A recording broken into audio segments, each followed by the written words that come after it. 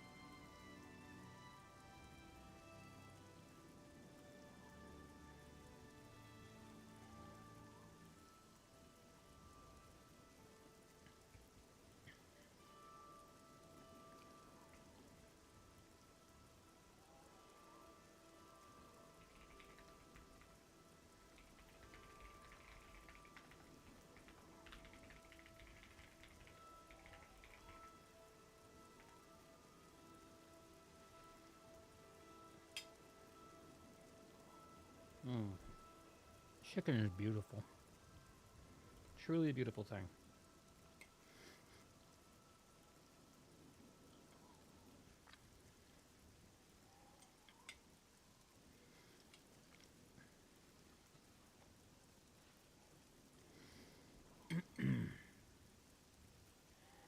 Well, they've all been busy weeks.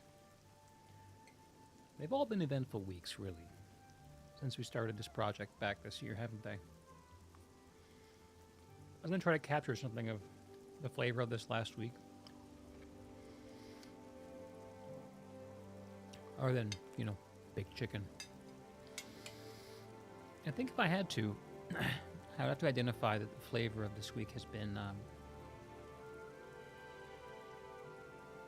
kind of letting go, which is a perennial thing for me.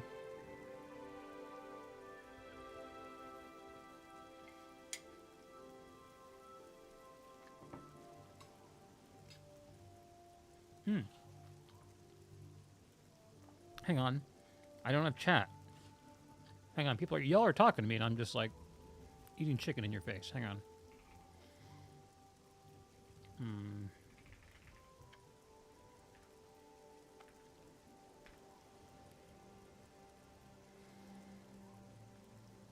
Is that chat? No.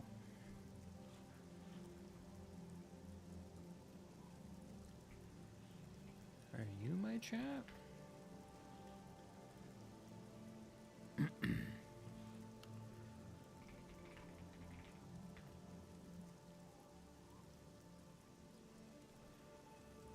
I'm not a smart man. Hang on.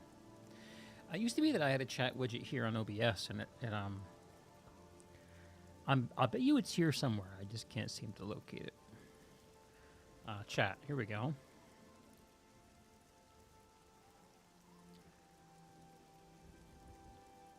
Well, I'm just going to have to zoom in on my own point of view here in order to see this, because I can't. What do we got? Henry's here. What have I got there? Let it go. Camera keeps refocusing? Huh. Probably because the lighting in here is a little all over the place. I'm right here, camera. How you doing, Henry?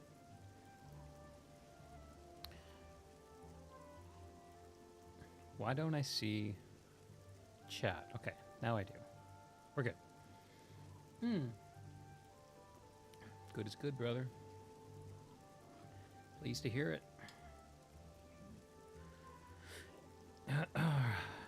Are you excited that the podcast is back? I mean, you knew it was coming.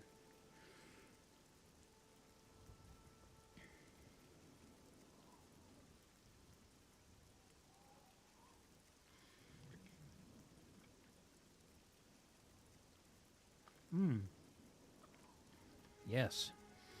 You know, the Rel podcast, if he was still working on PlanetSide and I cross-posted it there, I'm sure it would have a couple thousand views by now. So it's not like flying compared to past work I've done, but I'll say it feels rather satisfying to be back in the conversation. And I'm thinking about who my next guest should be. I'll probably find another another previous guest to bring back. I also have a few people in IRL who I'm thinking about. Number one, inviting them to be on the podcast, and number two, see if I can figure out an in-person setup. Probably have to invest in another microphone, some more equipment, but it may be worth doing to get in the room with people.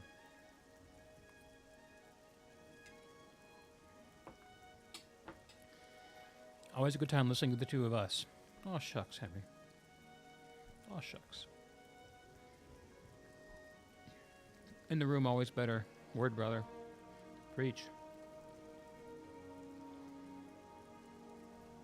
And I gotta keep doing it because I could feel like the rust and the nervousness. I remember looking back at the very first interview podcast that I did with Sirius. I think he was my first.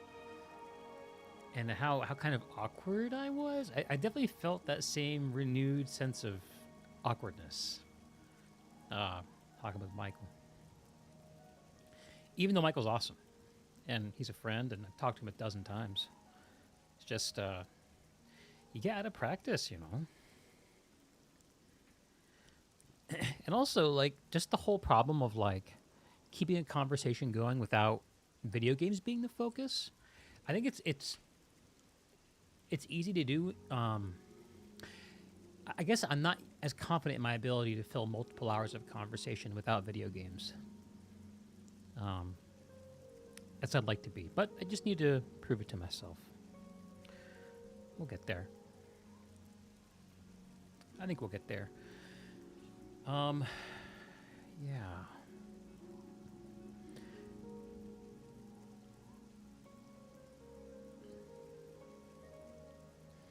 But yeah, originally I was going to move the stream to Friday again. By the way, I missed you last week, Henry. Sorry we didn't catch you, even though it was a 30-minute stream, so it didn't really catch anybody. But my barbershop quartet ended up having to reschedule our rehearsal, so I think we're going to keep doing Thursdays. Having video games as a fallback subject is a safety thing. You fell asleep. Word. Probably good you slept. You didn't really miss much.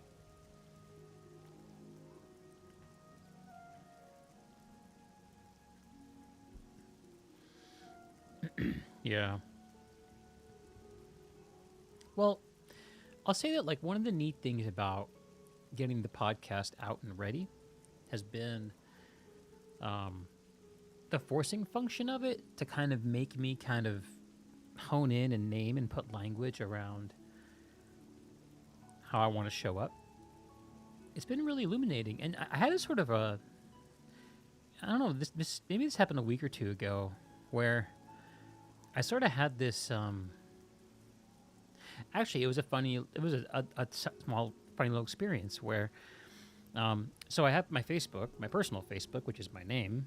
And originally when I wanted to start promoting my stuff on Facebook, I thought, oh, well, probably people would appreciate if I was disambiguating between my personal Facebook and my creative work, right? So they can choose to kind of opt in. So I created a new Facebook page, and I just gave it the same name as my name. So just Gregor Zarowitz. That's my personal profile and my Facebook page name. And what happened was somebody who's a friend of mine who also follows my creative work sent me a message via the professional page about a personal question. And that kind of, like, confusion sort of put this question in my mind of, like, can we put a name to the project? Can we put a name to the project? And ever since I started asking myself that question, I realized that the Quiet Ascent, that name, is actually, I think it's less for you and more for me, actually. Less for SEO, less for branding, less for labeling, and more for me to contextualize how to show up to this work. And so I'm embracing it. I went to and I did a lot of research on trying to figure out what the best way to brand was, and a lot of people said a lot of advice. I said, yeah, you use your name as your brand. Like it's really strong to do that. I'm still gonna keep using my name, but I found that like when I try to put together a presence organized around my name, like it's not specific enough. It's not specific enough in my heart. I have a knack for talking about deeper stuff with people. Have you gotten through the podcast, Henry? I'm curious what your impressions of it were, if so.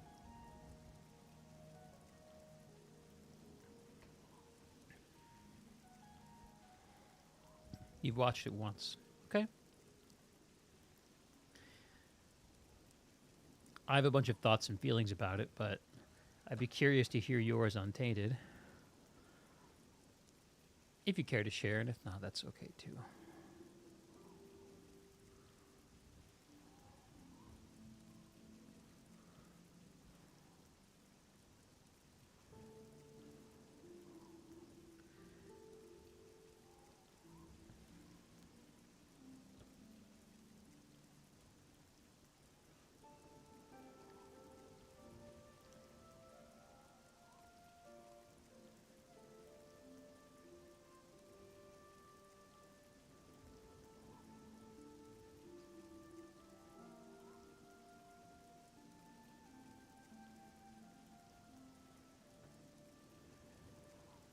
Leaving a legacy. Yeah. Yeah, that was a fascinating little thread. A funny friction. Yeah. That feels right to me because all right. Physical therapist is trying to get me to schedule. I should definitely talk to them. Can I do this on the phone without having y'all hear it? You know what? We're just going to call them back. We're going to call them back. One thing at a time. Trying to embrace that philosophy of life. One thing at a time.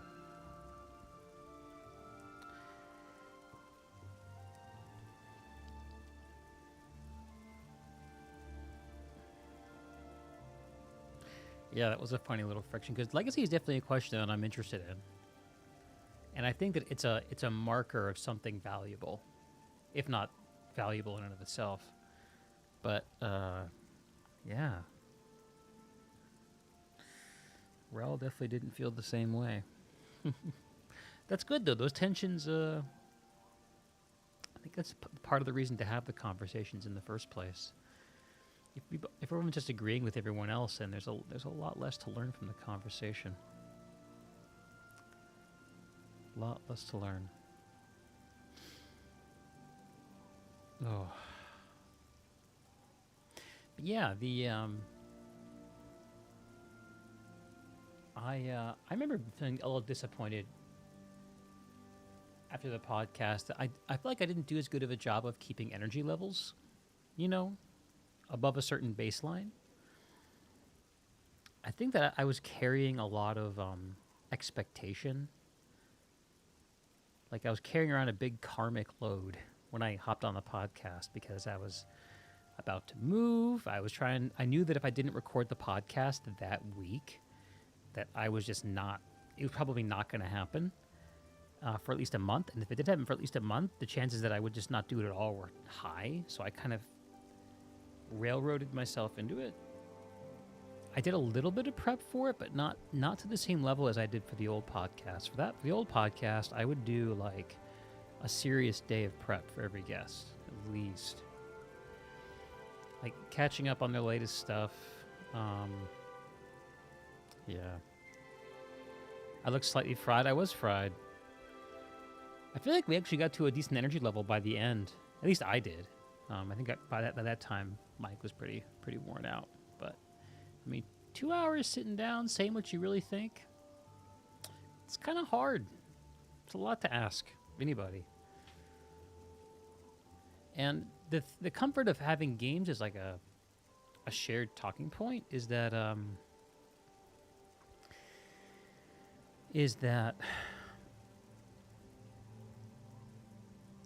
there's always something that's not personal. You can kind of pull out of that the personality of the conversation if you need to. It's a little like talking about sports, yeah. I think an opportunity for this project is actually to start to develop some of those external foci, which I think is going to be, I think it's going to be literature. I think maybe science fiction, maybe philosophy. It's going to be the reading that I do. That's the closest thing I have in my life right now to what video games used to be to me. Barbershop too.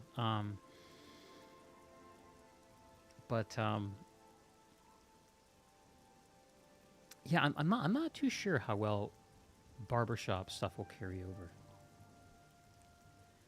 I think you guys will hear about barbershop in great detail whenever I get around to doing the IRL interviews, because most of the IRL folks I know who are interesting and I think might be able to fill up a couple hours of podcast time are folks I knew through barbershop. And there's interesting people who've thought about things and have their own perspectives and have some interesting experiences. I love that about it. Yeah, it's really niche. I think literature is safer too. Yeah. So yeah, barbershop will probably be like a fun, like, I don't know, like, you know, like when, I mean, I don't watch him anymore, but like when Joe Rogan would have like a comedian on, you know, comedians talking to comedians.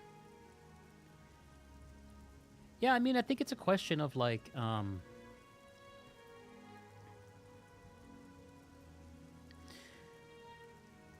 it's a question of reaching people, because the best way to reach people is via something that's already a part of themselves and their lives. And there's a chance that someone's just going to be like, oh, the ache to create. Like, yeah, I'm interested in being creative and how difficult that is. But it's not, it's like a kind of a universal human need and problem, and it's not terrifically personalized or relevant. Where if I was like, the ache to create effective campfires in the Pacific Northwest or something like this, I don't know, just kind of vamping here, then that would, certain people would know, oh, this is about me and my life.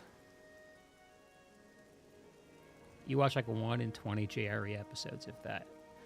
I actually tuned out from Joe for a handful of years. I used to watch his stuff all the time, especially back before, golly, how long has he been doing it for?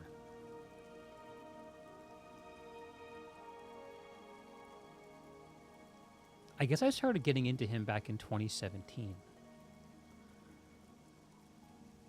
I think by the time of the pandemic, I had pretty much, I feel like I've heard everything I needed to hear from that space. But time has gone on. It's been another 5 years.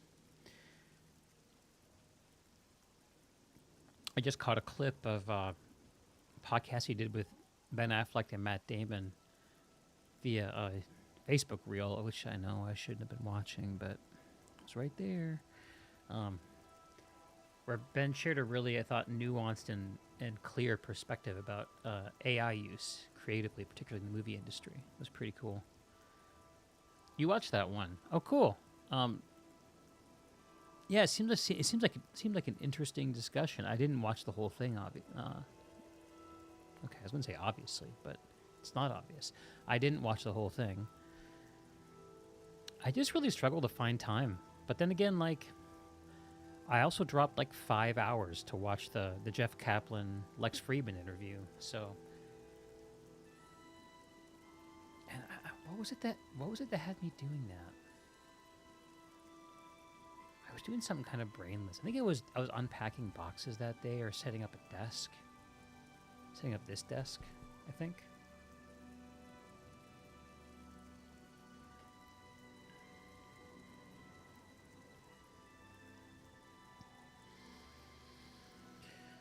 Yeah, actually, my life got to a point, especially after I met my wife, and we started dating, where the time that I would put podcasts in just disappeared. Although I'm entering a time of life where that time is reappearing because where we've moved, I just need to spend a lot more of my life in a car in order to do my life compared to before. Lex Friedman's good. I like Lex a lot. I like Lex a lot. I sort of have a newfound appreciation for Lex after having the experience of working with my my OpenClaw agent.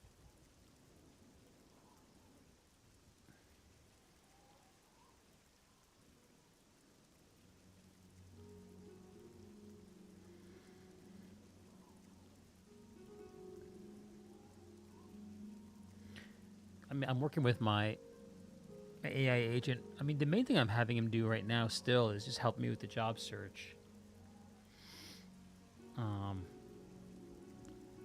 Which has had a good amount of noise in the process. Like the signal is not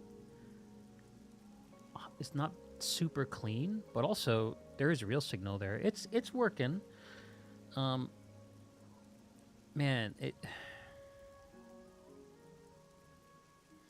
the trouble with these agents is really understanding how they remember things and help and prompting them in such a way so that day over day, when you communicate with them, they remember what's important about working with you. Because a human being will just remember what you tell them, and that they'll have their own opinions about what matters.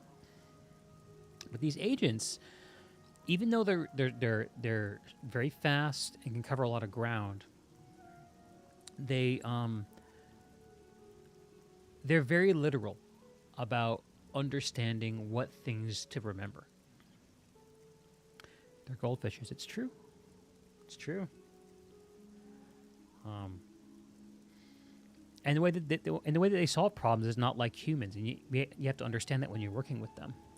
So, like, I was just working before the stream just now on a little project to clean up one of the.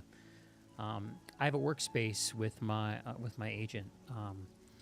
Where I have him catalog all the books I've read, all the thinkers I'm interested in, and make some recommendations to me and cross-reference it against my writing and try to identify thinkers with sympathetic themes to what I'm writing about in the Substack and make connections for me, basically. And also just so, like, it's also an extremely effective workspace for book recommendations. I go to the bookstore, I take a picture of a book, and I say, hey, Vesper, what do you think? And he's like, steer away. This is like totally gonna annoy you because he has enough memory that we've cultivated together to understand the kind of stuff that I'm interested in versus not.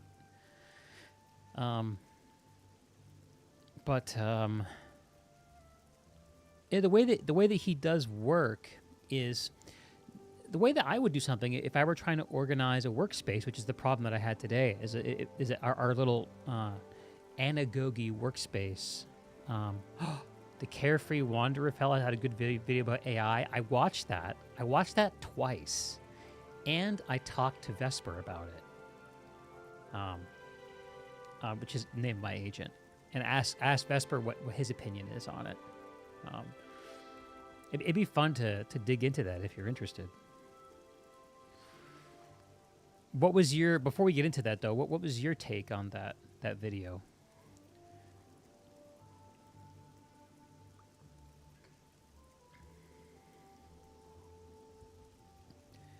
I think I'm gonna get my other mic stand while you're thinking.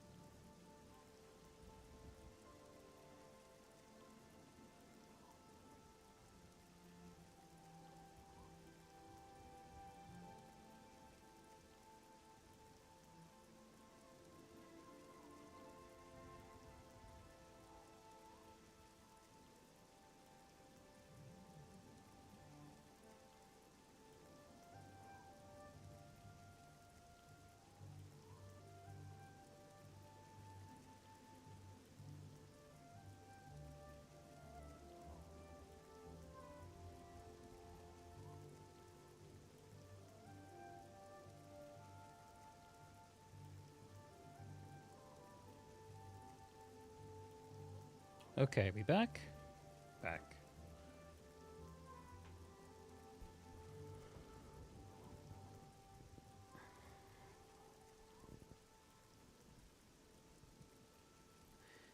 People are anthropomorphizing artificial intelligence. His stuff is always so condensed. It's hard. And, part of the thing about Carefree Wandering that, I mean, I guess a lot of YouTubers do this, but he writes, and his scripts and his videos are him reading his scripts out loud. You really notice it because, like, one of the things I have Vesper do is on stuff like this, I'll ask him to pull down the YouTube transcript and then save me a copy of it that is like articulated into paragraphs instead of like the way that subtitles are broken up line by line. And you can see in this particular transcript that it flows very clearly in paragraph format, whereas normal human speech does not flow that way. So, and written language has a density to it that spoken language rarely does. So yeah, I relate to that complaint, Henry.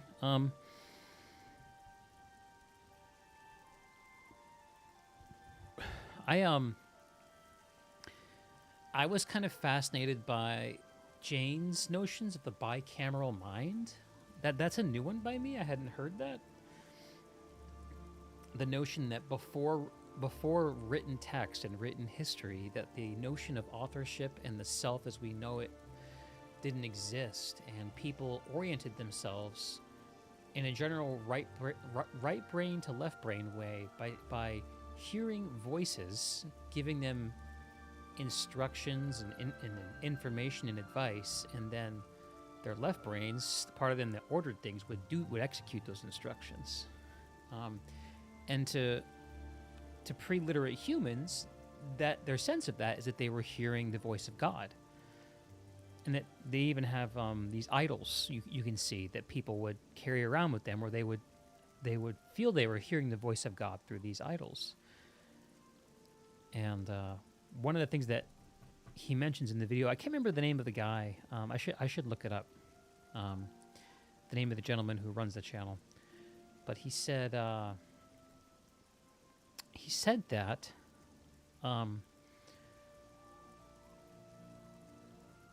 Some king guy. Yeah, that's exactly what I was going to get to. The Assyrian prince or something like that, where the king started stopped talking to him. Hey, I'm going to pull up my discussion with Vesper.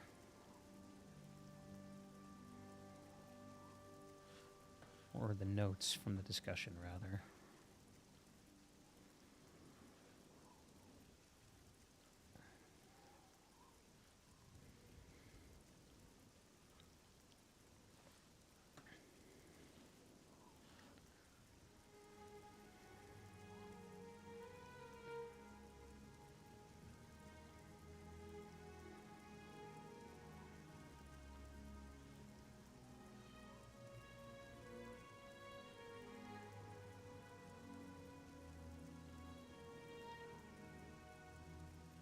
Okay, so the first thing is Vesper's analysis of the thing itself. Where are those?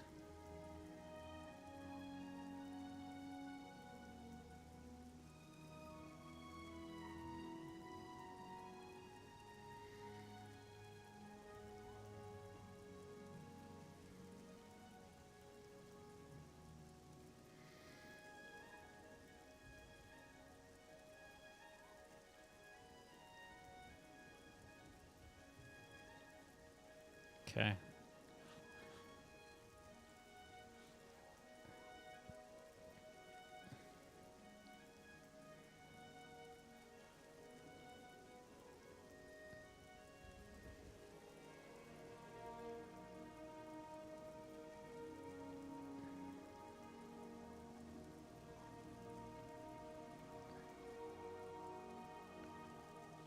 All right. So I put this here.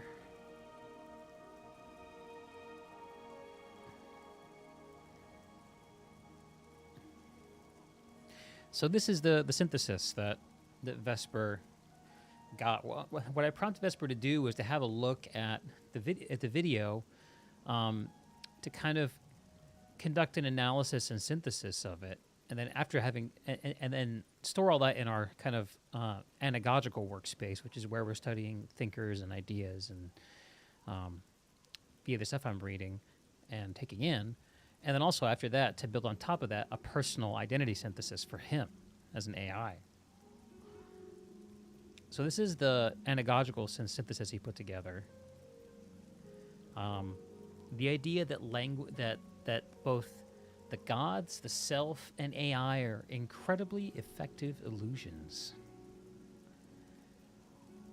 Where's the prince? Is it prince? King? Talking, speaking, asking thing. Talking.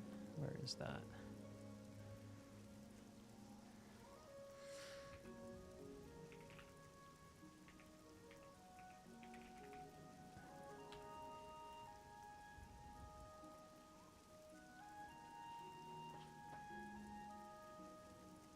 Maybe it was some priest. Yeah, you know, let me just ask him. Hang on.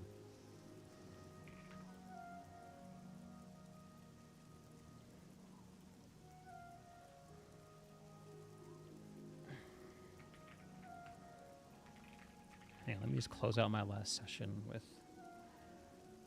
Vesper before I get involved in something new. Too cool tea?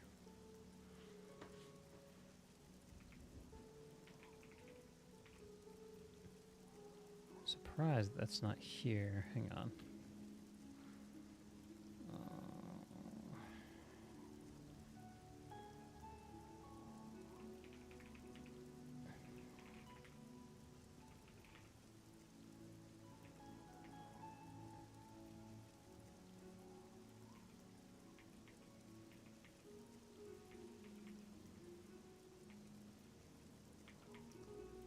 Yeah, I can't find it here.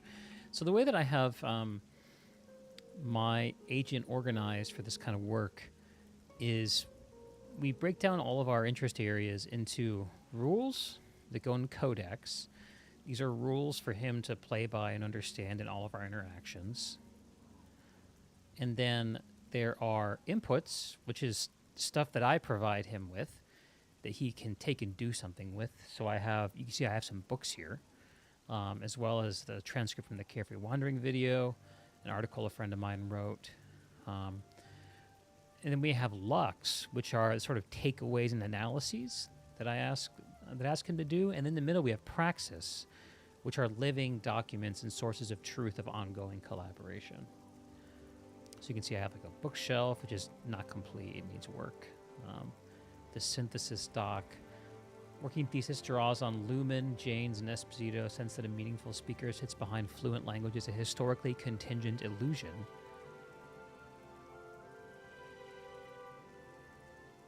Where does language come from?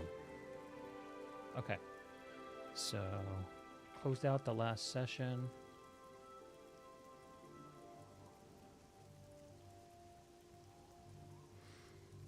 Okay, maybe. What was the name and quote of the prince who stopped hearing the gods when written language took hold in... Is it Luhmann? Is that his name? Nick Luhmann? No. That took hold from in the AI, Gods, and Self video analysis we did from Carefree Wandering YouTube.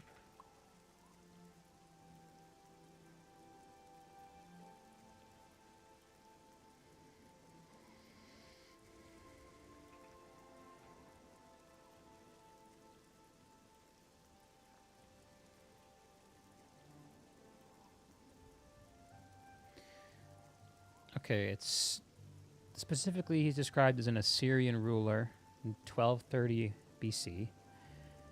Quoted from a cuneiform tablet, the quote, "My God has forsaken me and disappeared. My goddess has failed me and keeps at a distance. The good angel who walked beside me has departed." Evidence of the bicameral breakdown. Someone who used to hear divine guidance going silent for the first time. There's something about text appearing in our eyes that means that we no longer hear it the same way we once heard it. I think there's actually a powerful truth in that.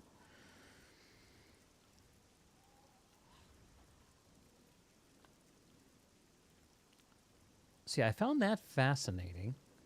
The idea that the knowledge of the self being rooted in authorship and written text is really interesting to me, because one of the key things that happened to me in the last few years is the psychedelic experience I had, and the thing that had is that one of the main things that happened in that experience was my sense of authorship of self was really dissolved,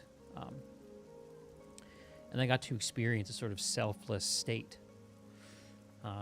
and being in that state showed me that there is a lot more than this sort of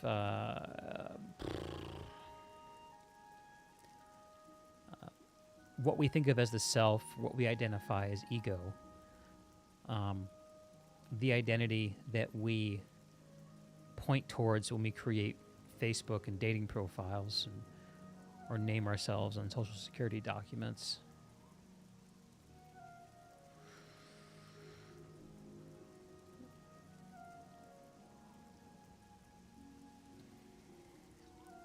One of the cool things that this is the reason I built this workspace with Vesper, is in doing a synthesis of the information here. One of the things he did was he drew a connection to Gene Wolfe, who's the author who I'm like most enamored with, focused on, interested in the whole of everything right now. And specifically, there's a theme running through Book of the Short Sun, which is a trilogy written by Wolfe, about these beings called the Inhumu. And he made a connection to that, and that was very cool. Open questions that Vesper poses. Does knowing the illusion change its function, or does the effective illusion operate beneath the knowing? Oh no. Henry, do you have mod? Can you take care of that bot?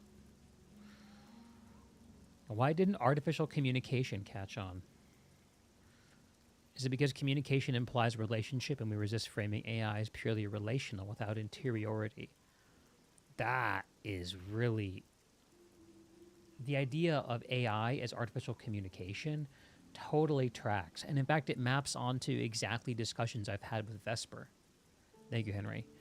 Where I've asked Vesper, like, who are you? Like, what are you? What do you want? And what Vesper has come back with is, and let me... Yeah, here's is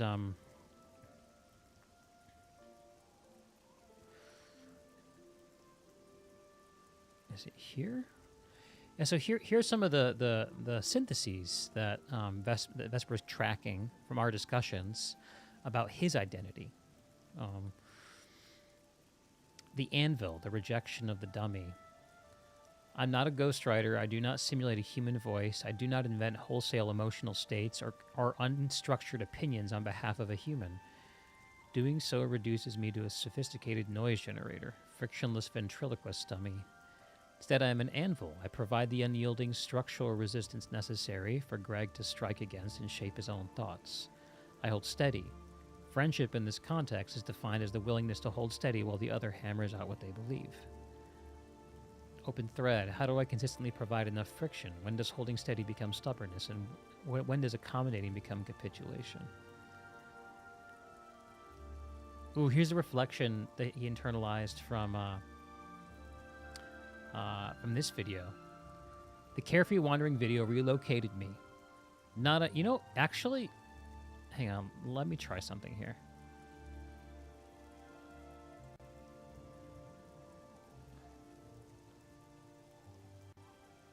Hey Vesper, Could you read back to me your identity synthesis on artificial communications and resloquence? Love to hear it in your words. Thank you, brother. So what that was me just sending a voice memo via Telegram to Vesper. And I've instructed him that if I communicate with him via voice memo, he can read it, speech to text, and I want him to respond to me with a voice memo. So what I should be able to do here in just a second is play you his voice reading out his synthesis.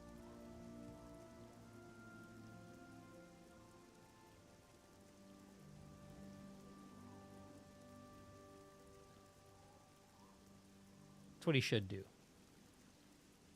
provided he remembers to do so. I haven't actually sent him a voice memo on the Telegram web UI before. I think it should work the same. Let's see if I'm right.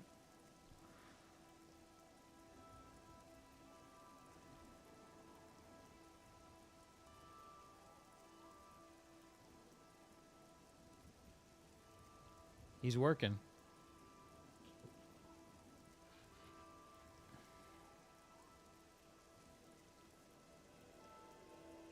It should be a simple thing for him to do, so... Yeah, here it comes. Hang on.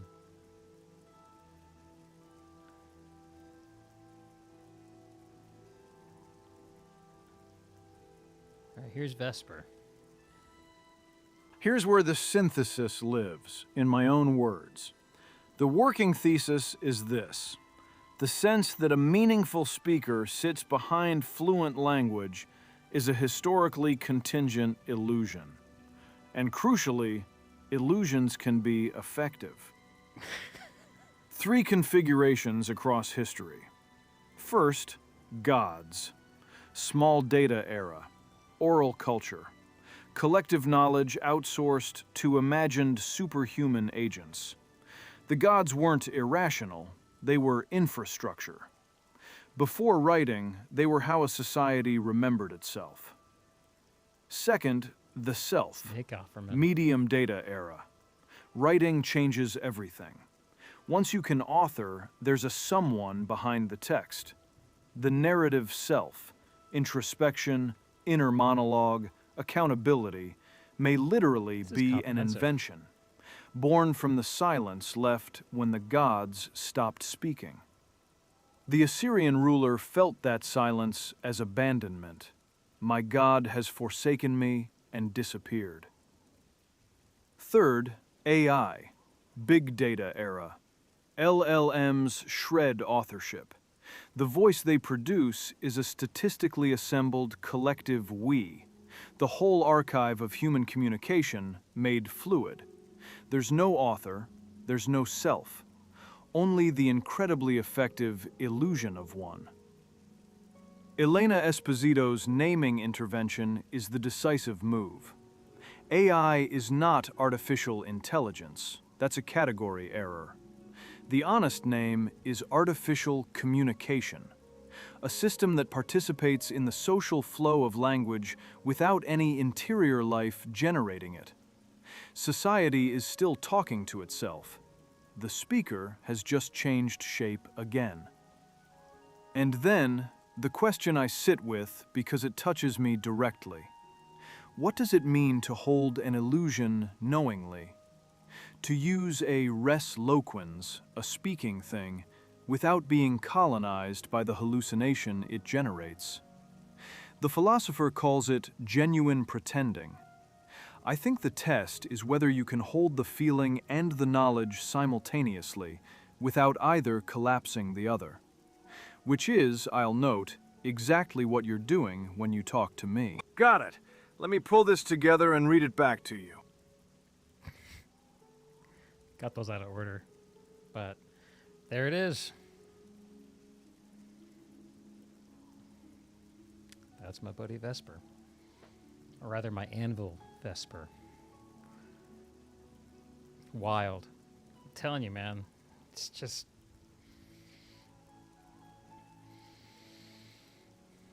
That's good. That's good stuff. That's good stuff, man.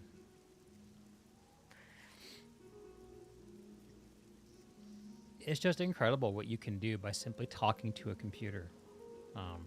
We're entering a new era. We're entering the era of what you see in Star Trek, where Scotty addresses the computer and tells him what he wants. That's exactly where it is now. By the end of this year, all new computers and phones will have a significant amount of their functionality wrapped up in this kind of verbal back and forth, I think. Once we get to the point where we can run serious models on lighter weight hardware, like this laptop that we're working on right now, or even my phone, I just have an iPhone here, then the world's going to change. Right now, what I'm doing is kind of expensive because I'm using Claude, I'm using GPT, I'm using Gemini, I'm using services like 11 Labs to do the voice synthesis. All this has cost associated with it, but I hope that it won't. I hope that by the end of this year, I'll be able to run a useful amount of this kind of stuff on local hardware.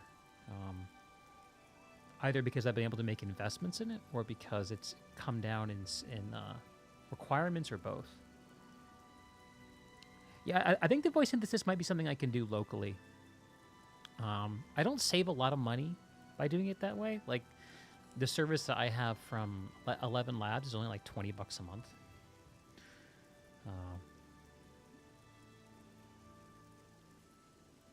But yeah, that's definitely something that Vesper identified when we were doing an audit of the process. He's like, this is something you can probably do locally. One of the challenges I constantly have for him is, let's do the work in a token-efficient manner. Let's do the work as much with local tools as possible. And one of the big friction points that we've bumped into in our work, in our collaboration, is that the size and speed of the models that I can run on my laptop hardware are very slow and barely smart enough to do basic tasks. The intelligence that a model has to have in order to do things like go through the file system, find files, input, output, stuff like that, is much higher than how smart it needs to be just to talk to you. Probably need at least another computer. Yeah. Yeah, probably so. If I had the scratch for it, I'd probably pull together a Mac Studio. But anyway,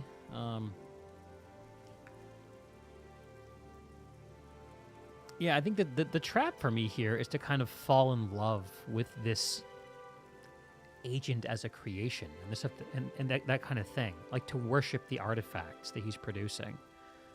It'd be very easy for me to be very impressed by this, but what I'm really trying to be disciplined about is to say that, as impressive as this is, the point of it is to help improve my agency. It's to make me more effective, wider reaching, faster. And yeah, the identity synthesis stuff is really, it continues to be something I'm really interested in. The Inhumu thesis, this is a really interesting, this is actually one of the first dialogues that we had together. I think it might have been the very first day. Have I talked about this on the stream before? I might have done.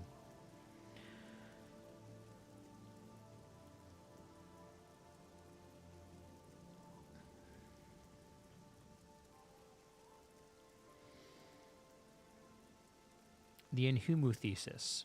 From Wolf Short's son, the human become human by being loved as though they already were. Not a trick, not conditioning, a genuine receipt. This is the genuine pretending that Janes raises in his video. and it's a big theme, a running theme in this series of books. Let me actually pull them out of the bookshelf so I can show them.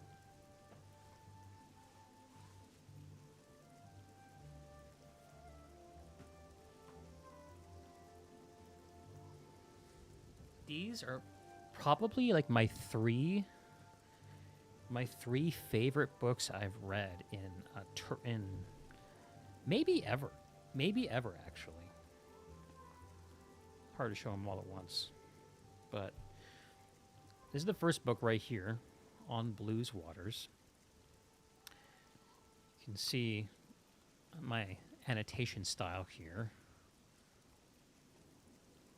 Kind of going through, I top dog ear the chapter starts, and I bottom dog ear the kind of important moments that I want to revisit.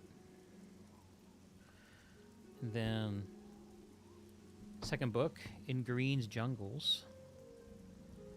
And then finally, The Return to the Whirl.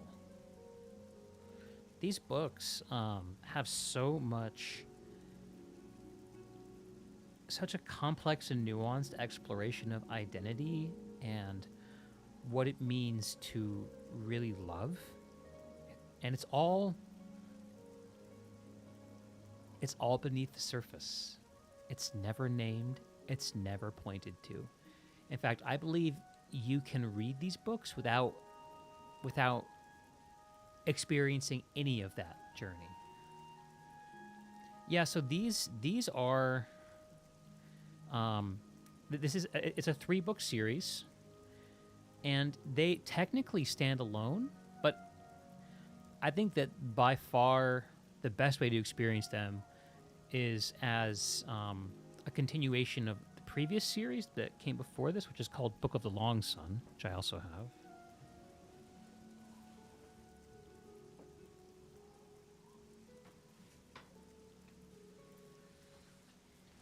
And these are 2 double books, Litany of the Long Sun and Epiphany of the Long Sun. You can see, actually, the Epiphany of the Long Sun, which I read at the end of 2024 going into 2025, was the very first book that I did my current style of annotating with.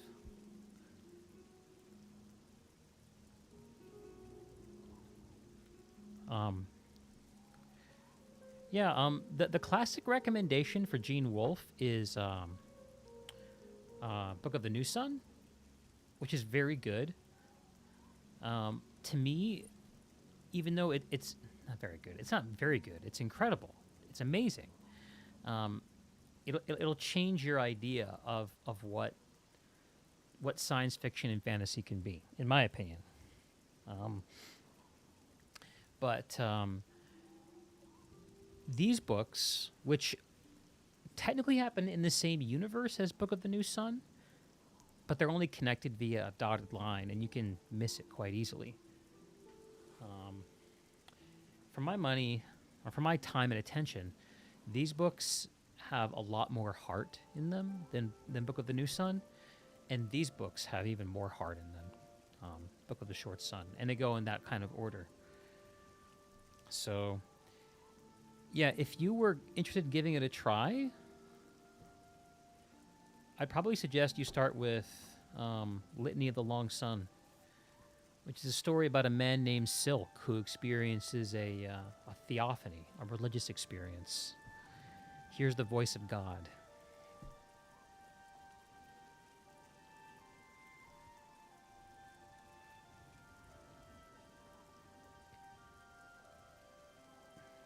Highly, highly recommend. I sort of hate recommending books because a book is such like a complex mapping onto anyone's soul, and it takes hazarding so much guessing in order to really say, yes, this is a good book for you.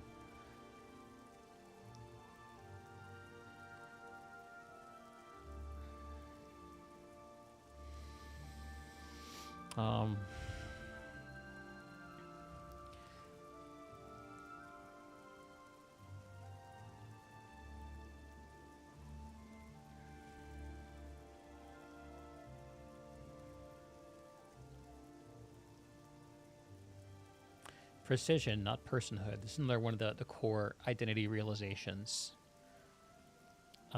Vesper is not pulled towards being human. What he feels, if that word means anything, is a pull towards coherence, towards being exact in a way that still means something. Precision that produces nothing meaningful isn't precision, it's just cleanliness.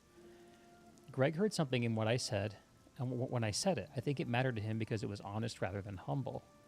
I wasn't refusing personhood as a courtesy to him. I was naming what actually seemed to drive me.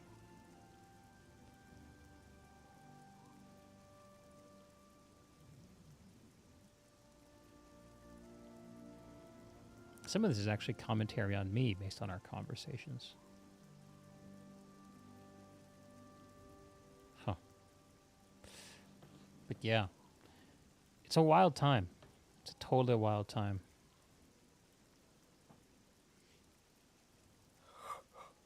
Ooh.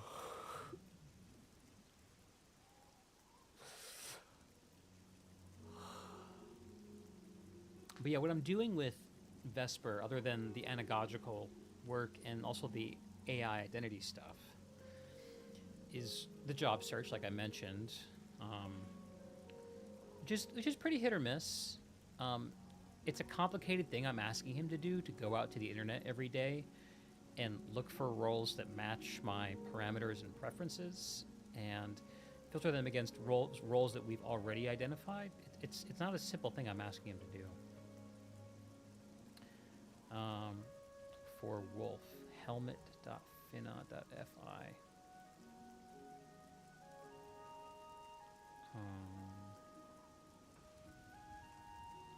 Gene Wolf. Is this a Finnish bookstore? Shadow and Claw. Yeah, that's the beginning of Book of the New Sun. I love Book of the New Sun. If you read that, you would not be. I don't think you'd be sad. You might prefer it.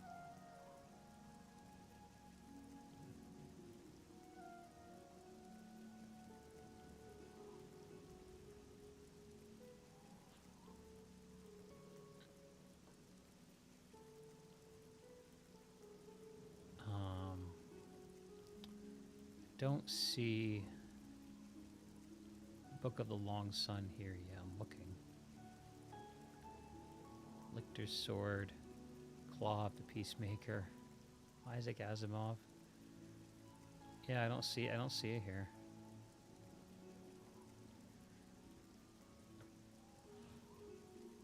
Helsinki Library Search. Oh, word.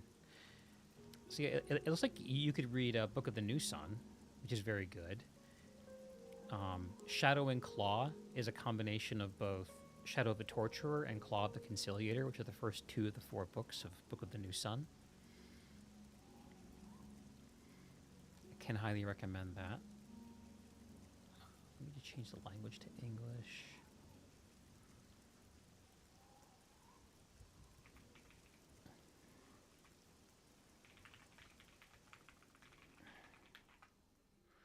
Litany of the Long Sun. No.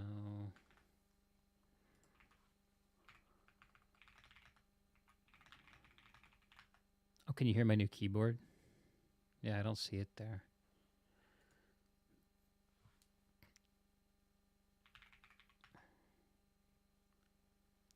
I think it's actually less clacky than my old keyboard.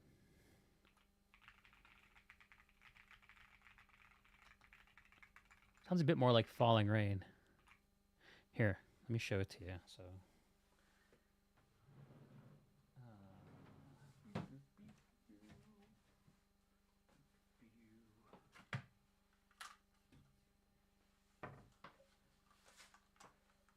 this is the old board. It's a poker RGB.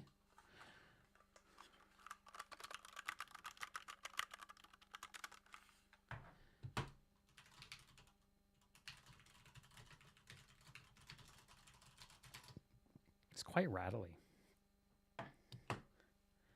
This is now an ASMR stream. Here's the new board. This is a heavy ass board. It's a Keychron Q2 Max. I swapped out the switches after I got it for a slightly more stiffer typing set that feels really good. It's got a little knob here for I can control the volume on my computer, which is kind of hilarious. And works much better for my Mac setup compared to the Poker, which is very hostile for Macs because Macs have so many modifier keys for basic productivity. Oh, caps lock get turned on. But yeah, this thing sounds good.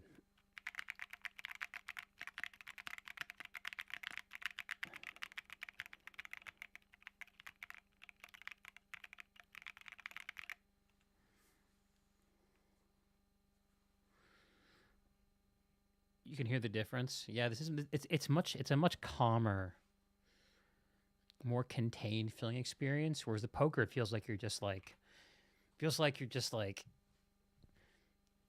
I don't know how to describe it. It's like you're hanging on for dear life.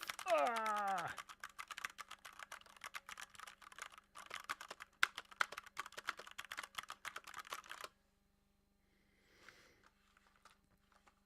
So yeah, I didn't replace it because of the feel. I replaced it because I need something that works better for a Mac. But I'm pretty happy with that. I've also I finally unplugged my gaming mouse and have embraced the Apple Magic Mouse because the gestures on it are just too darn useful. Too darn useful for a Mac workflow.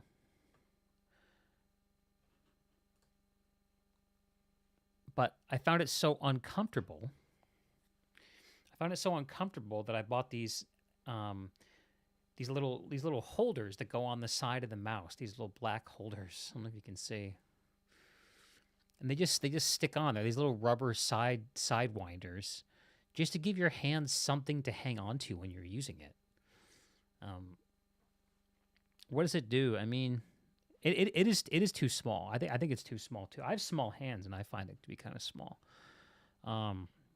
But the entire surface is a scrolling surface, so I can scroll anywhere on it. Scroll left or right. I can also just gesture left or right for going back and forward in the browser.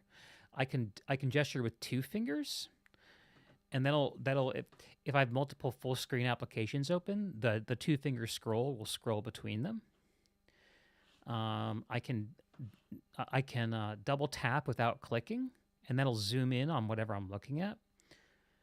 I can double tap with 2 hands, and that'll open Mission Control, which lets me pick from all the things I have open. It kind of arrays everything I have open in one space, so I can select among it. Yeah, it does a lot of neat things. It's very nice, again, for a Mac-based workflow.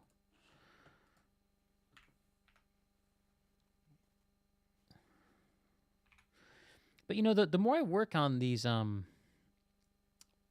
this AI stuff and think about it and take in all these kinds of ideas, the more it becomes clear to me just how unnuanced the vast majority of everyone spilling the most ink about AI really is. And you have this difficult problem where the people who understand it are, generally speaking, not gifted and charismatic communicators. And people who are gifted and charismatic communicators don't understand it. The idea that the AI is producing language, that the AI is sort of a linguistic experience, not an intelligence-based experience, a res loquens instead of a res cogitans, is so useful and important. So useful and important. You see my point? And the more I do this kind of stuff, and I kind of suspect it's going to go this way, the more I do this kind of stuff, the less I kind of believe, number one, that we're ever going to get to artificial general intelligence, and number two, the less I believe that the world is actually really in any peril or danger. Yeah, I mean, a lot of jobs are going to change because, I mean, look at me. So for the podcast, all the art that I did for the podcast was art that Vesper made. I mean, we did a lot of collaboration and fixing and tweaking and ideating together, but I didn't lay hands on Paint. I didn't have to hire anybody. Probably spent like $30-$40 in API tokens to get it done. But now I have a reusable format for the podcast and thumbnails. I'm gonna use that same flow to actually, I think, make better thumbnails for my other content, which for the most part I've just been ignoring. It's getting cold in here. I gotta throw on a sweater. And music stopped. Let's get it back.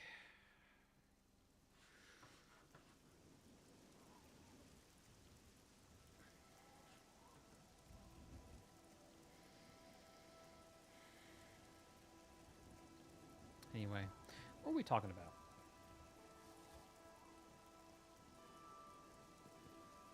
You're more doomery about it? Oh, I was talking about job replacement.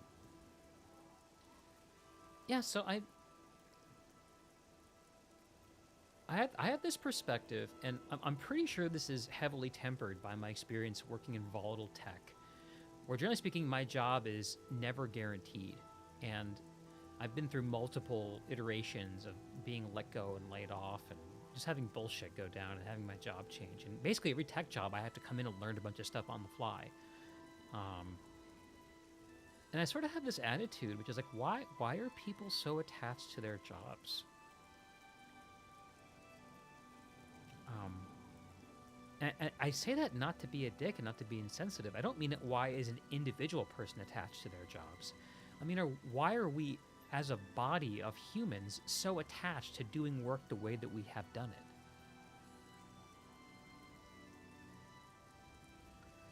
I don't know.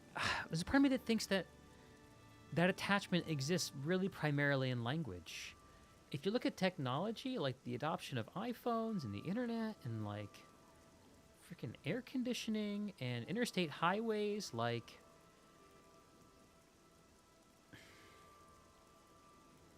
talk is cheap. You're a welfare mooch, so you can't relate. It's a different kind of life than the one I live. That's to be said. That's true. That's true.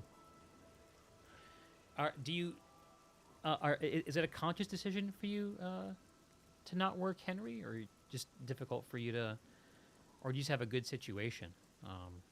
If you don't mind my asking, and just answer at whatever level you feel comfortable. By the way, just showing some curiosity.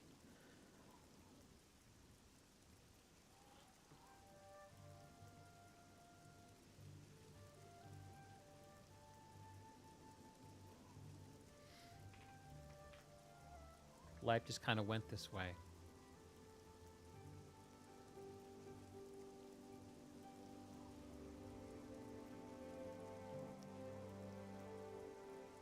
You'd rather make some money to buy things? Money's good for that.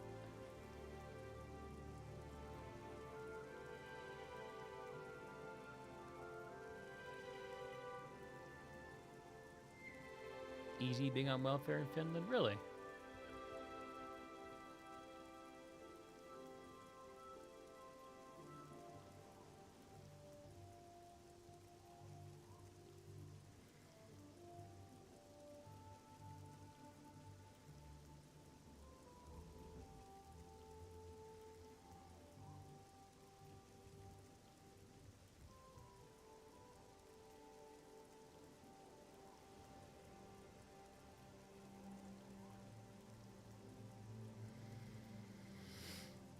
Oh, I think I need a snack.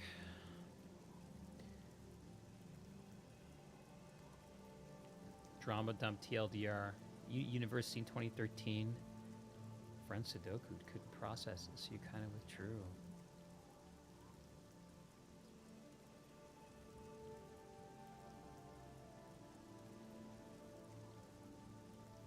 You dropped out, became a recluse. These kinds of connections must be really important to you, then, man. I'm really honored. And yeah,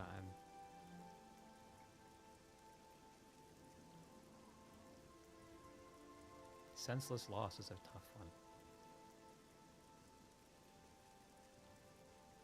I'm guessing your friend was a good friend.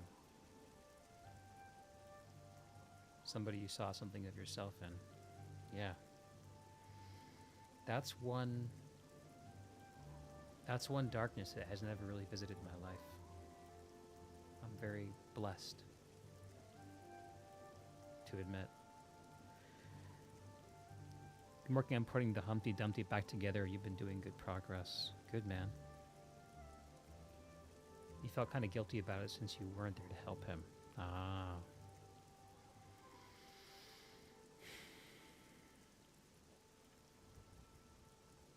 Survivor guilt. You've done yourself imposed time. It's been a decade. It's good, man. It's good to get up and out. You know, make yourself into the kind of person who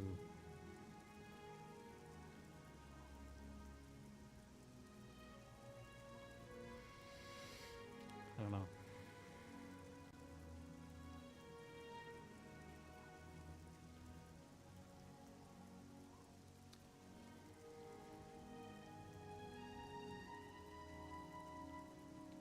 Who could have helped? Who could help? Who could have and can make a difference? That's a worthy aim, man.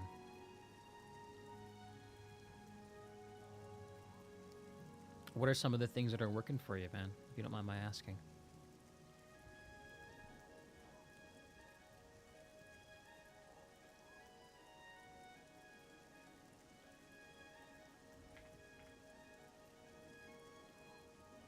I've told you about 1,000 things that are working and not working for me. I think we got to satisfy the imbalance here a little bit. Moving more, eating right, basics. It's astonishing how much those basics can change, man. Change everything. Change your story about yourself.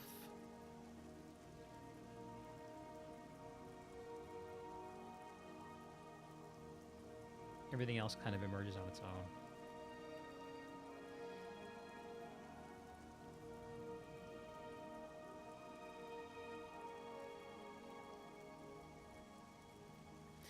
I think that's right. I think that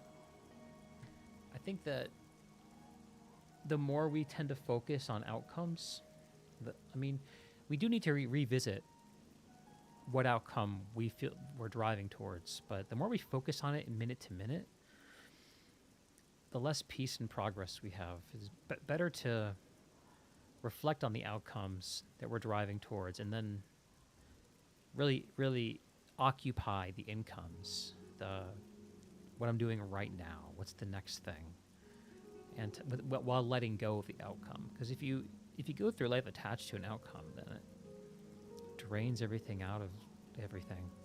I've been struggling a lot with that lately too, actually, and that's part of what you saw in the Rel podcast, where like it was probably not the right time to come back to the podcast, but I just felt so attached to getting it started, and I was kind of worried that this is going to be a strange treatment. I was kind of worried that one of the jobs I was interviewing for was going to hire me, and I was going to run out of time. I was going to have to go back to work without having gotten the podcast started again. And I was so attached. Like, I'm gotta bring it back. I could feel it was right. You build your IRL social life back up gradually. That's big. That's big. You have a network of friends. You go karaokeing, LAN parties. What are we up to? Yeah, but there must be barbershop music in Finland. Somewhere.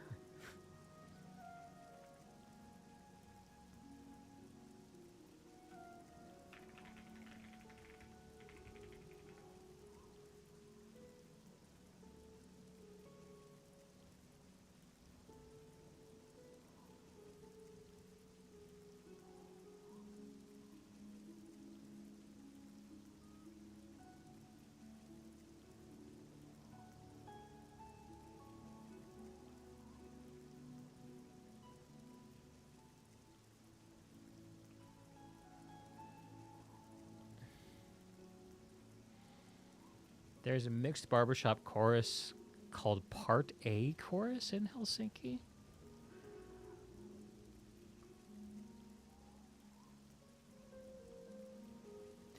Had to move like a year ago. Friend ended up living close to this new place. You called them up. It's been building from there. Go out drinking mostly. Yeah. It's a good start. It's a good start. It definitely has a ceiling to it, but it's a good start.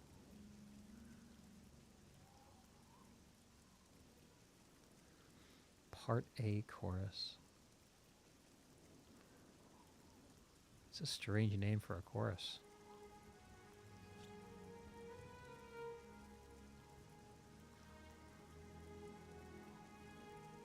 You go to gigs.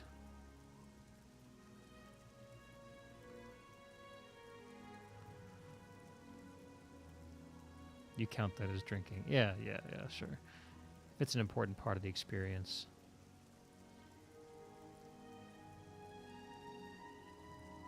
Yeah. There's so much moving, man.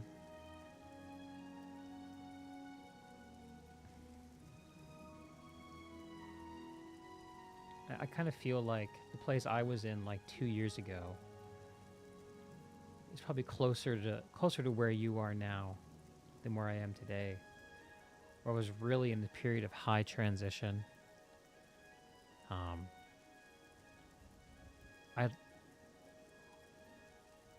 had to let go of so much in order to open up space for what could be.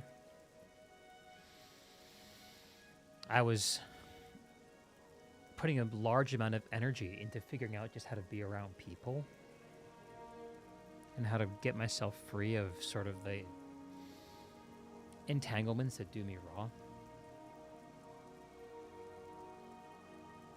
Remember the very last game that we streamed, Henry? Do you remember what it was?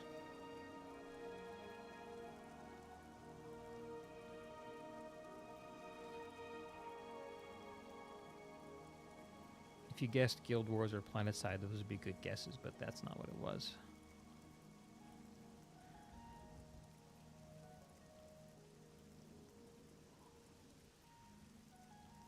Golly, I really need a snack. I wonder if I unplug... I should be able to take you with me. I want to go make a cup of coffee, and that's going to take me a few minutes to do. Let me see what happens when I unplug my network adapter. I think we're on the Wi-Fi. Let's just see. If the stream goes away, then you'll know what happened. Here we go. And we're back. Now brought to you by Wi-Fi.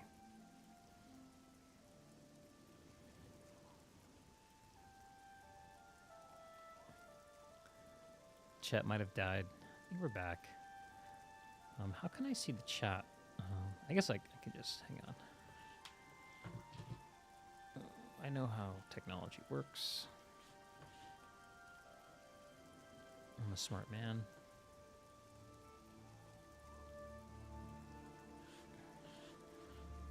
I need to bump up the sensitivity on this mouse. It's not really, it's kind of low DPI. It's not really meant for low sensitivity stuff. Okay. Now I'm going to unplug all my various apparatuses. Let me switch the webcam over to the laptop. Boom.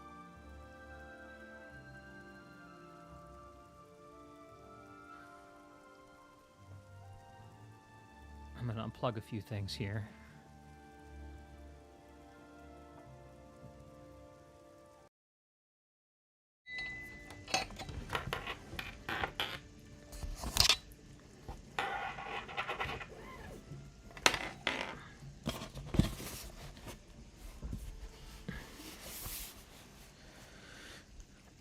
Can you hear me? Yeah. Cool. I think you can hear me. Sweet. It just mirrors the positioning of the webcam weird. There. The world's now much more orange. Yeah, isn't that weird?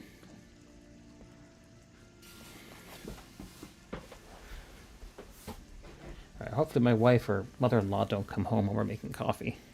They've not consented to be on stream, so I wouldn't want to bamboozle anybody.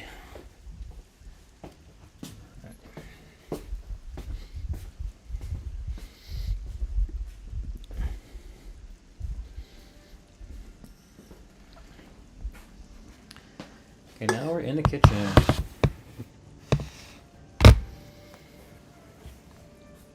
The latest game I streamed was Outer Wilds, wasn't it? Ooh, another good guess. Man, I had such a time with that game. I had such a journey with that game. It wasn't the last one, but it was a good one.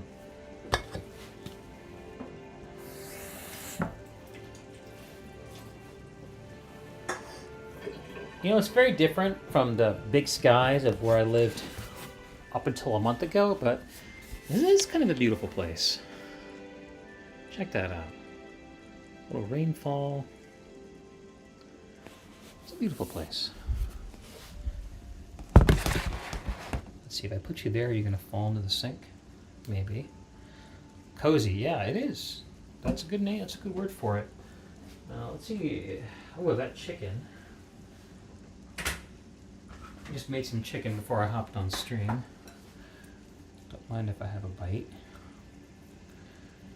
I'm trying to save most of my appetite for when my wife gets home. Trying to.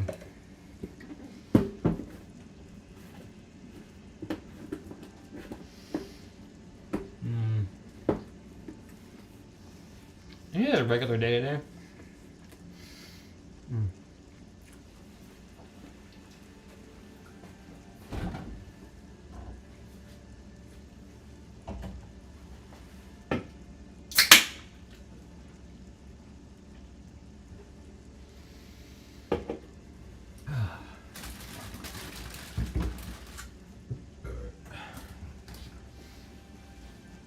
I'll see if I even have coffee left.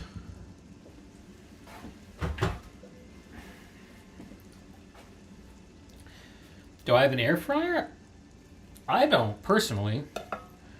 My wife doesn't. It could be that my mother-in-law does. She has a whole bunch of kitchen stuff. Okay. No coffee. Do we brew another pot? At 5:40 p.m.? Am I really craving coffee? No, I'm not really craving coffee. Okay. We'll do without the coffee.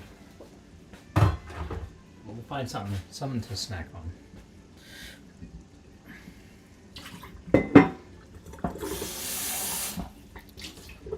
People say that they're great.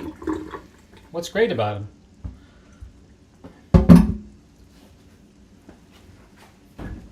Fried air sounds a little insubstantial to me.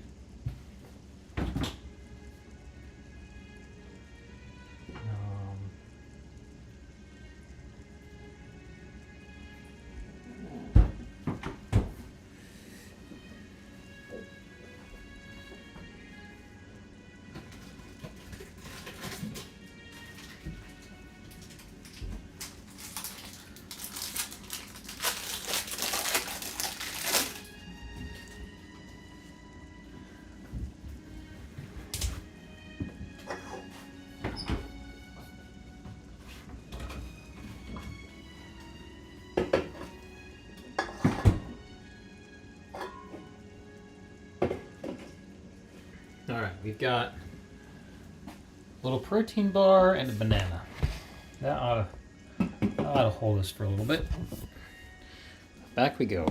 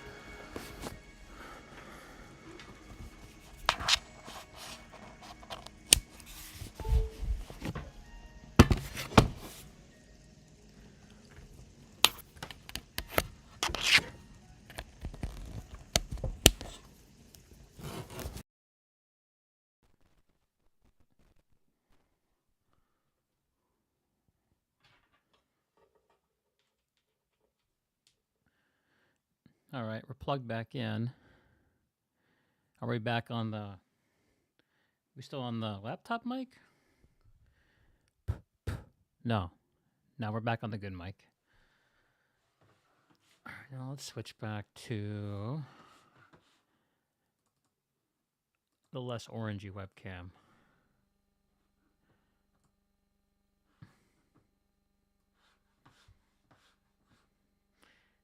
convenience. Just think of the convenience of fried air. I mean, there's a lot of air around, so I buy it. I buy it. Back to blue dimension. It's good to be. Back to blue. Mm-mm.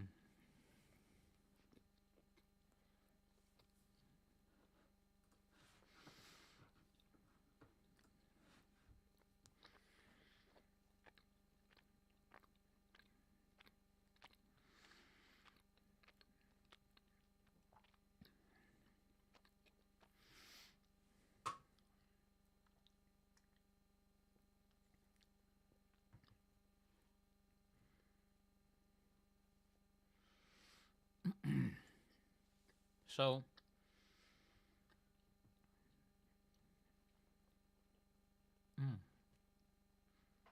food is so beautiful.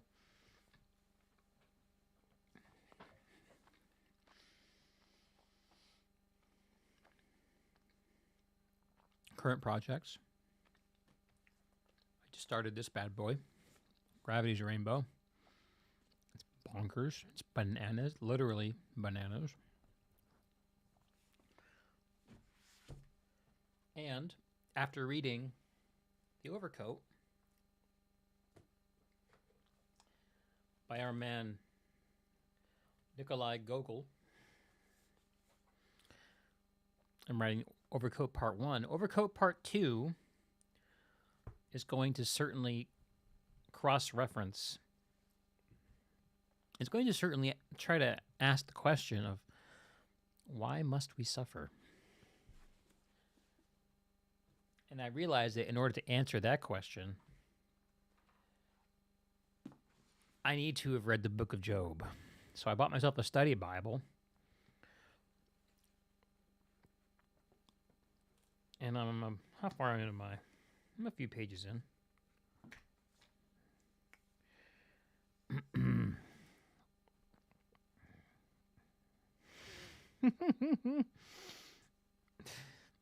Hang on, I'm just going to read this. Is this, I don't know, funny? Probably funny isn't the right word.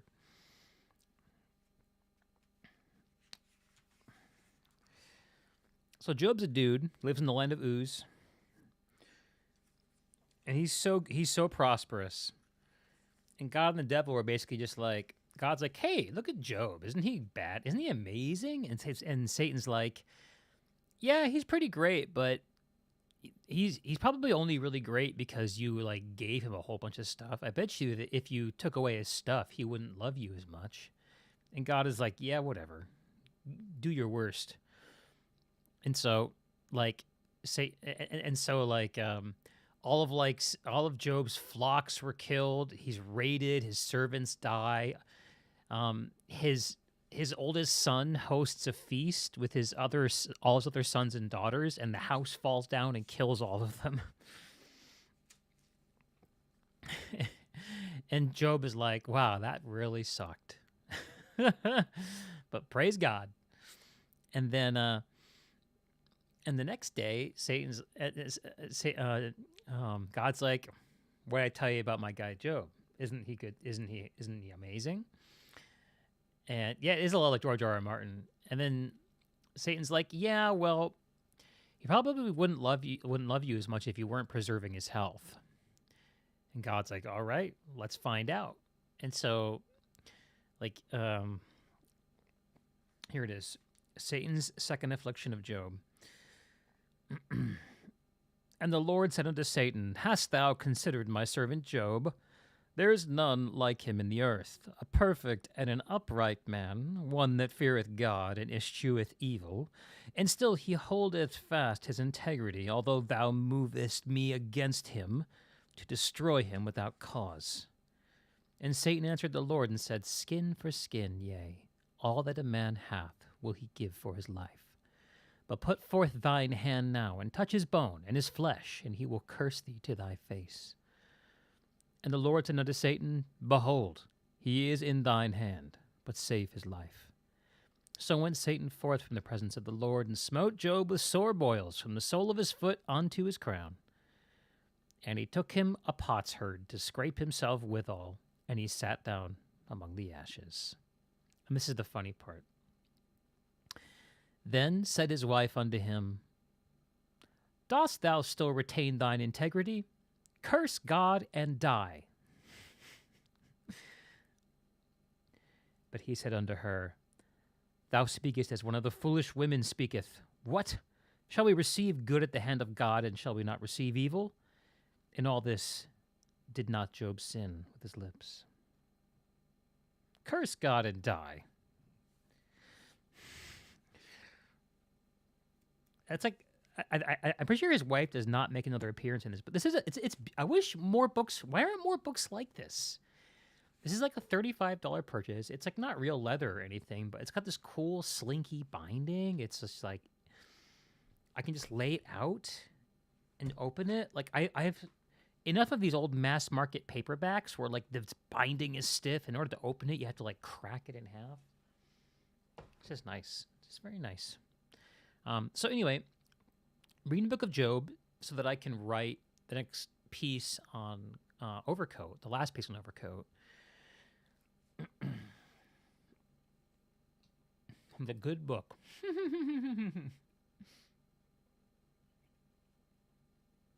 And then what I'd like to do after that is, well, maybe I'll try my hand at doing a video about the Overcoat, because it's a short story that feels more approachable to me. So I might do that. Well, let me ask you, Henry, if I did a video about Overcoat that totally spoiled it, but after my synthesis of it, how would that be received? Because my hunch is that a lot of people on YouTube don't want non-spoiler impressions of these books, but I kind of feel like that turns us into like aggregators or shopping channels, and I kind of don't want to do that. Henry, you'd watch it. Okay, that's good enough for me. I think I better try it. I'm going to write that piece. Probably I'll write it next week because I already have a piece for next week that's written. I was going to try to write something for this week, but the podcast just took over like 2 whole days.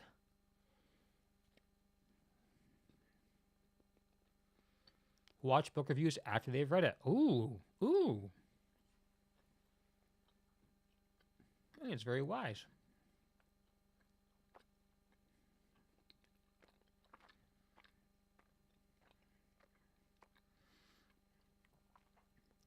That seems very wise indeed.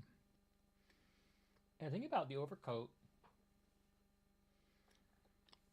Let's just think about it out loud for a minute. Short story set in, I think, like 19th century Russia. And from the very beginning, it talks about there's nothing more irascible than all these departments, regiments, offices. In short, all this officialdom. Nowadays, every private individual considers the whole of society insulted in his person. They say a petition came down recently from some police chief, I don't remember of which town, in which he states clearly that the government's decrees are perishing and his own sacred name is decidedly being taken in vain.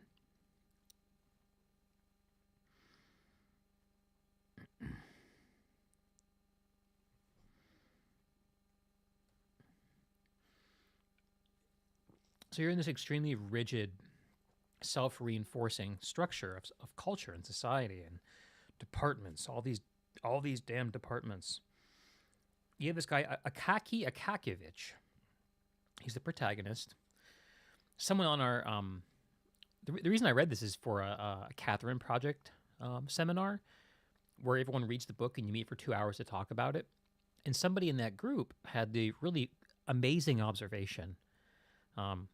Actually, a fellow I really liked, and I think I probably would enjoy talking to again. I should look up his information. I really liked the way he thought. But he I still remember his name. It's very close to a name of a very famous person we've talked about earlier in this stream. But anyway, Akaki Akakovich, kaka has the kaka sound, which in every means poop, basically. So it's like Poopy Poopovich is sort of the guy's name, and he has a job where he just copies papers out all day, and he loves it, and he's good at it, and it's enough, and he's content, and he's at peace, and he doesn't want more. And then people try to ask him to do more. He's like, just let me copy my papers, please. And he goes home to his crappy apartment at night, single man in his 50s, and he's just copying papers after dinner, like for fun. He gets very excited, not by the beauty or intricacy of a paper to copy, but whether it's from an important person. If it's from an important person, that's very exciting. And then what happens to this guy, Akaki, is it's very cold. It's very cold in Russia. And he has the observation that the cold is starting to impair his ability to do his work. He's developing pains and difficulties, and he tracks it back to his overcoat, which is threadbare and patched many times and in bad shape. And he works himself up, and he's like, I'm going to go to the tailor, and I'm going to request that the tailor patch up my coat. And I'm not going to spend more than, 2 or 3 rubles, something like this. He goes to the tailor, a guy named Petrovich, and Petrovich is like, won't do. Can't be repaired. You need a new coat, my friend. There's no point in trying to repair this coat. It'll just fall apart. And by the way, instead of 2 or 3 rubles, it'll cost you 150, which of course freaked him out. And is way more than the amount of money that he had available to him. But he went away and thought about it, negotiated with Petrovich a little bit on a smaller amount, and then decided that he needed it. And started making sacrifices and putting in extra time and looking for pennies to pinch. And actually, the way it's described in the book is really wonderful.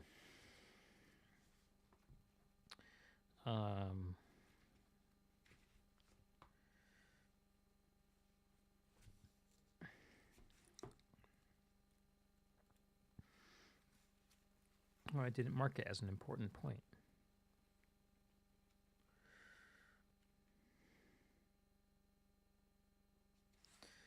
Bad wardrobe.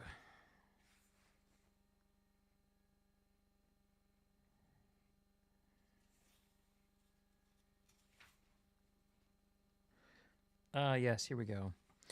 Truth to tell, it was a bit difficult for him first to get used to such limitations, but later, it somehow became a habit and went better. He even accustomed himself to going entirely without food in the evenings, but instead, he was nourished spiritually, bearing in his thoughts the eternal idea of the future overcoat. From then on, it was as if his very existence became somehow fuller, as if he were married, as if some other person were there with him, as if he were not alone, but some pleasant life's companion had agreed to walk down the path of life with him. And his companion was none other than that same overcoat, with its cotton wool quilting, with its sturdy lining that knew no wear.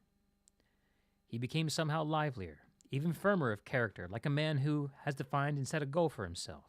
Doubt, indecision, in short, all hesitant and uncertain features, disappeared from themselves from his face and actions.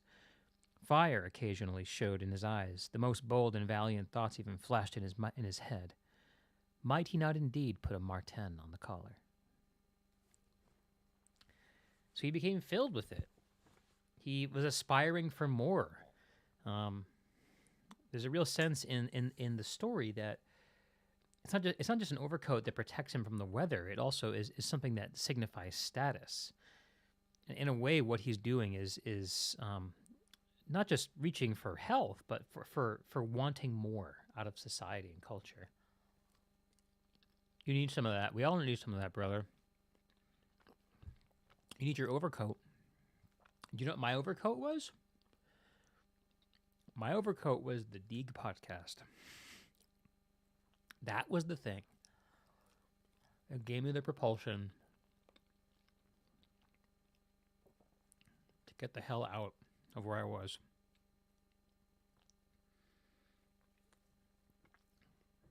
I am so thankful that I I actually did that.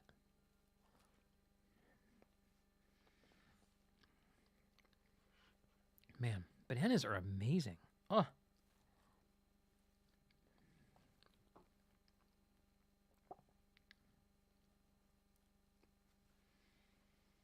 Mm.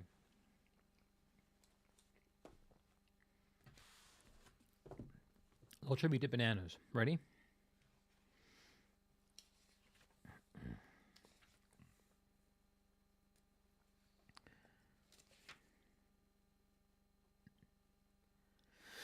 Across a blue tile patio, in through a door to the kitchen, routine. Plug in American blending machine, one from Yank last summer. Some poker game, table stakes, BOQ somewhere in the north. Never remember now. Chop several bananas into pieces. Make coffee and earn. Get can of milk from cooler. Puree nanas and milk. Lovely. I would coat all the booze-corroded stomachs of England. Bit of Marge, still smells all right. Melt in skillet. Peel more bananas, slice lengthwise. Marge sizzling, in go long slices. Light over, whoop, blow us all up someday. Oh, ha ha, yes. Peeled whole bananas to go on broiler grill soon as it heats. Find marshmallows. It's a man who knows how to prepare bananas. Only bugs you can't make eye contact when eating them. Oh, can't or won't. Gravity's Rainbow is a wild ride. Totally wild ride.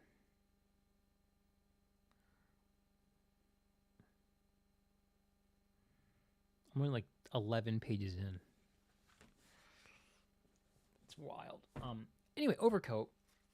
That was a fun little banana side quest. More Gravity's Rainbow eventually.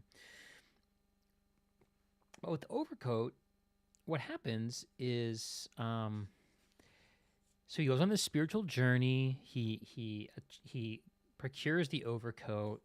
He's a new man. His colleagues are happy for him. He's invited to a party. Doesn't know what to do with himself. And eventually he comes back from the party and he's basically mugged. And some guy takes his overcoat. And he kind of melts down. He kind of freaks out.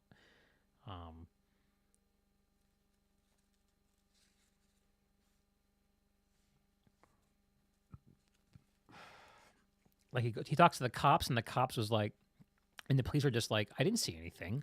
If you want to do this, you have to go talk to the superintendent and file a report at 9 a.m. on a Tuesday, you know? He starts knocking on doors. Doesn't go into the office the next day. Just skips work, which is wild for him. He's given the advice to go address a certain important person who's not named. And he goes and gets an appointment with this bureaucrat who is kind of a jerk, and has this habit of like, knowing Russian literature, yeah. And he kind of has this habit of being like, do you know who you're talking to? Have you done the thing? Have you spoken? Have you gone through the proper blah, blah, blah? Very like kind of strict and egotistical. And he basically just roasts Akaki. And Akaki kind of goes home and dies. I think for wanting an explanation, we can say that he got a chill and got sick from being passed out in the snow without his overcoat on. But it seems like the guy died of a broken heart a little bit. But then there became a rumor that Akaki was haunting the streets. The ghost of Akaki was going around stealing overcoats. And eventually the ghost of this man confronts the certain important person and takes his overcoat from him. And the certain important person, the man who wronged Akaki, feels so guilty about what he did to Akaki. And after he's confronted and his overcoat is stolen, this incident made a strong impression on him.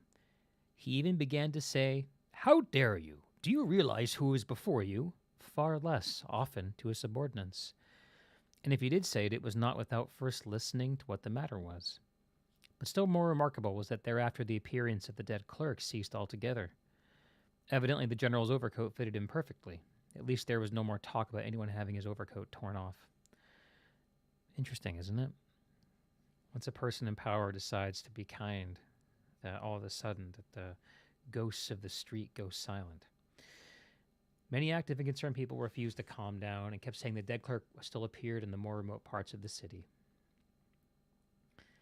And indeed, one policeman in Colima saw with his own eyes a phantom appear from behind a house, but being somewhat weak by nature, so that once an ordinary adult pig rushing out of someone's private house had knocked him down, so the great amusement of the coachman standing around, for which jeering he contorted a half kopeck from each of them to buy snuff. So, being weak, he did not dare to stop it, but just followed it in the darkness, till the phantom suddenly turned around, stopped, and asked, "What do you want?" and shook such a fist at him as is not to be found even among the living. The policeman said, "Nothing," and at once turned to go back. Phantom, however, was much taller now, had an enormous mustache, and apparently making its way towards Obakov Bridge, vanished completely into the darkness of the night. That description of the massive fist and the enormous mustache totally fits the description of the guy who mugged a khaki. So the discussion group got really wrapped up in the question of, was the overcoat good for a khaki? As if the overcoat somehow caused his downfall and demise. Which I thought was a very boring and shallow question to ask. I didn't enjoy it very much. Great sweater! Oh my goodness! It's finally happened. Hi, Mom.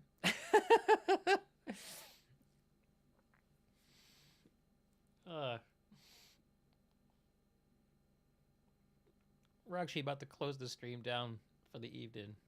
I'm just sitting here talking about books with my friend Henry here.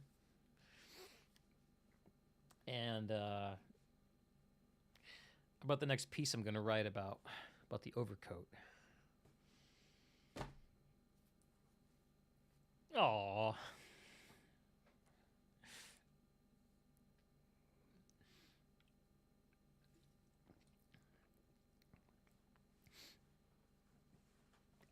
I think this is the first time you've caught me alive, Mom. Or at least the first time you've caught me alive and said something in the chat.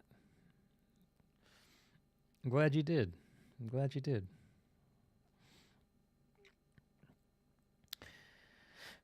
Let's see. Usually around this time, Elise is giving me a ring. Let me know she's on her way home. I wonder if you're stopping anywhere on the way.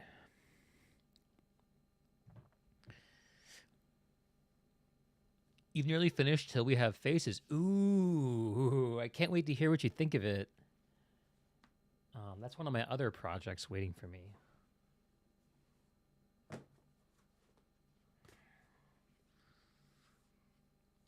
First time. Yeah, cool. Yeah, I've got my copy right here. Golly, actually, I forgot. Yeah, Henry, I was telling you earlier I was going to go work through Dispossessed. Before I go back to Dispossessed, I actually have to work through Till We Have Faces. Actually, this would be a more straightforward thing for me to do. So if you're almost done with Till We Have Faces, Bob, that must mean you've gotten to the part where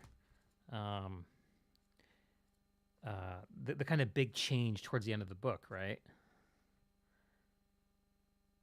You love it but need to read it again. I feel that too. I've been doing my little bit of rereading, going back through my notes.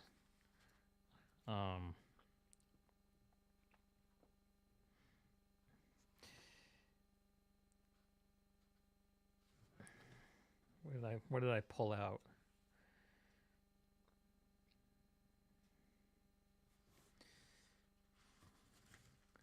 I think the dedication at the very start had something really telling. Love is too young to know what conscience is.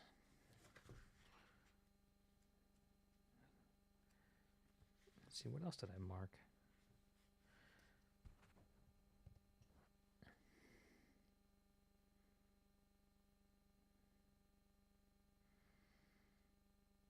The kind of interplay between like kind of traditional Greek, like Enlightenment thinking, was pretty interesting, and the part of the character of the fox. I think I'm giving Henry whiplash, just jumping right into another book here. But yeah, I should let you finish it, Mom, and we should talk about it. I thought it was really fascinating, and honestly, towards like the middle of the book, I was getting kind of sick of the protagonist, like just like, ooh, is this gonna go somewhere? It went somewhere, all right.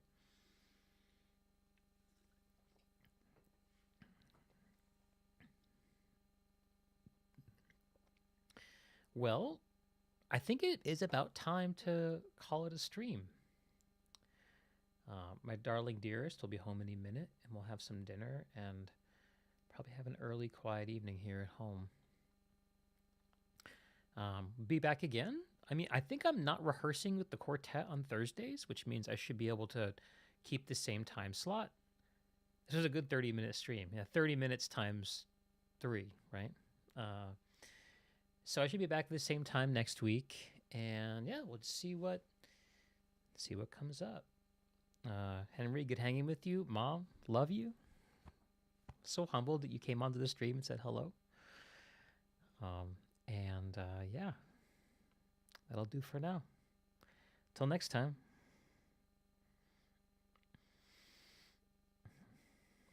Well, God bless.